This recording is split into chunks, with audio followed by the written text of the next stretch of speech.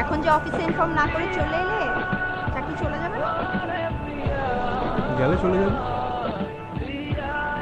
খাবো কি, থাকবো কোথায়?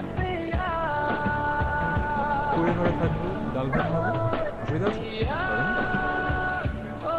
তুমি যেভাবে রাখবে আমি সেভাবেই থাকবো। সত্যি? শুধু বছরে একটা বার আমাকে হানিমুনে নিয়ে যেতে হবে। প্রতি বছর? আচ্ছা, চেষ্টা করবো।